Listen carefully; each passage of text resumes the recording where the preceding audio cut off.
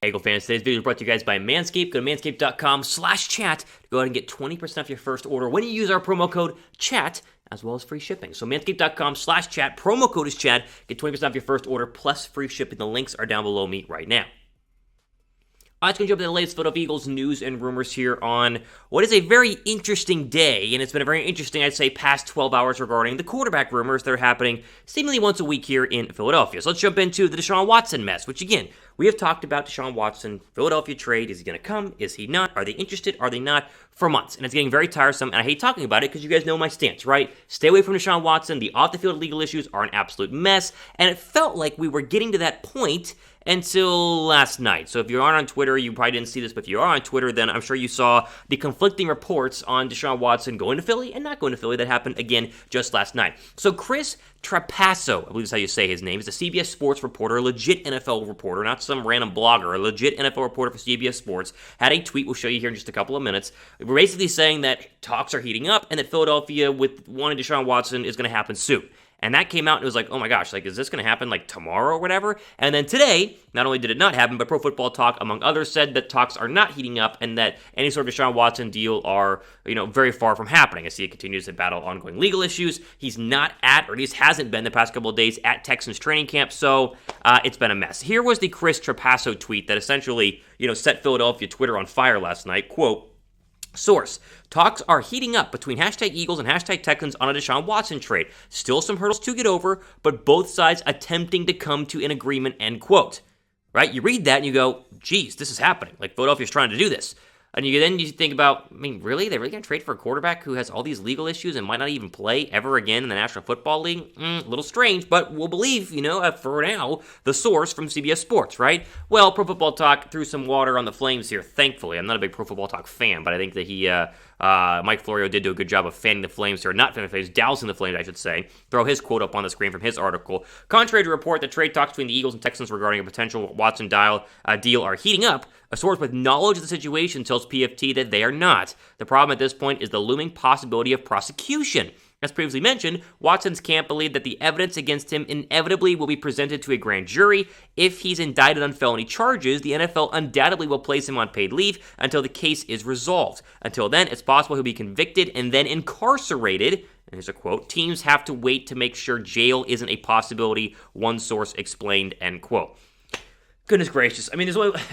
The madness never ends. Like, the Deshaun Watson madness never ends. Like, you literally have reporters out there, including from CBS Sports, among others, who are saying, oh, well, the legal stuff is whatever, but teams really want Deshaun Watson and they're going to do it. We saw Philadelphia being interested. I saw Carolina is still interested, according to a report this past week. And you hear that stuff when you go, okay, but what about the legal stuff? Like, that's my ongoing issue with Deshaun Watson. Deshaun Watson had a completely clean record right now. I would be fine with trading for him because he's a great quarterback. One of the elite young quarterbacks in the NFL. I personally, as you know, still want to see what Jalen Hurts can do because I'd rather keep Jalen Hurts and figure out if he's good or not instead of spending 3 first-round draft picks plus on Deshaun Watson, because what if Hurts is good, then you get to keep your 3 first-round draft picks or 2, whatever it is with Carson Wentz.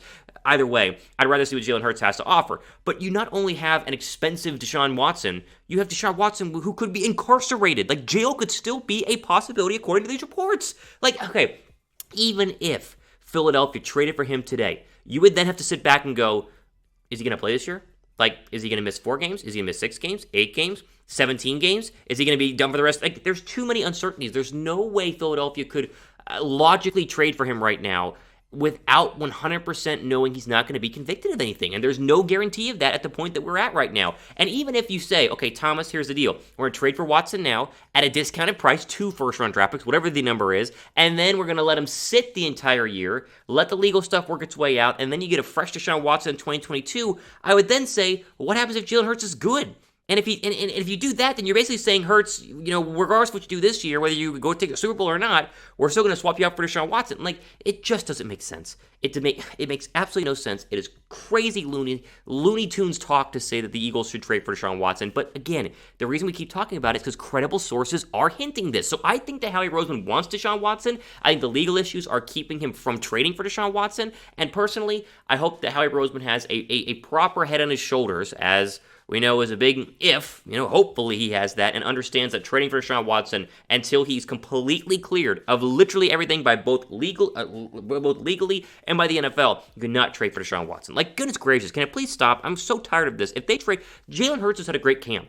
He's had a good camp. Just roll with Jalen Hurts. If he stinks this year, then draft a quarterback next year, or you can trade for Deshaun Watson if he's magically cleared of his 23-plus lawsuits, whatever it is. But don't waste your chance on Hurts being a good quarterback by going for a guy who has legal issues this early in training camp. Like, oh my gosh. Okay, I need to move on. Type no down below in the comment section if you do not want the Eagles to trade for Deshaun Watson. If you agree with me, I think most of you guys do, just type NO down below if you do not want Deshaun Watson because, goodness gracious, please keep him away from my football team for now.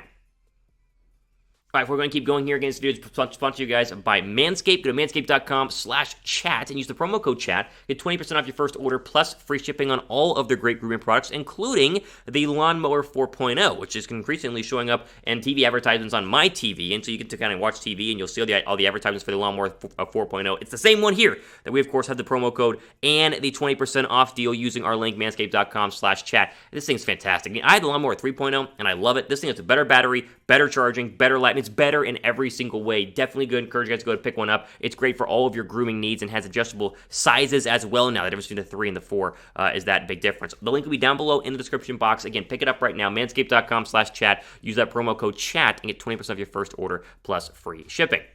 All right, let's move over here to a mock trade. Yes, of course. ESPN gets a little bored, and so they have to go ahead and propose mock trades in order to get viewers to their website, which, listen, I'm not going to hate them for because I honestly like this mock trade, but I'll propose it to you guys, see what you guys think in regards to Zach Ertz. So Ertz has been at training camp, and he's done really well. I mean, Ertz has been quiet at training camp. There's been no drama. He's been playing very, very well. I want him to be an Eagle this year. I think you guys do too. But, of course, if a trade were to happen, ESPN has an idea to send him to Jacksonville that would give a conditional pick back to Philadelphia, which, again, it's not the worst thing in the entire world. Here's that mock trade, by the way. We'll throw it up. Eagles would get a 2022 fifth, but it's a conditional, like the Carson Wentz one. So if Ertz performed well enough, it could become a third or a fourth based on his production on the field. Of course, the Jaguars would go ahead and get Zach Ertz. Probably a win-win because the Jags tight end group, I've been hearing that Tim Tebow has been playing the best. He's been the best tight end in camp so far, which good for Tim Tebow. I like Tim Tebow, but is that the best for the Jaguars? Probably not. And this would work out well for Ertz to go to a new football team, and Philadelphia saves cap space and gets a draft pick, and so it's a win-win. So I would hate this. I mean, we thought Ertz wasn't going to be the team anyway, and so the fact that he's been here has been,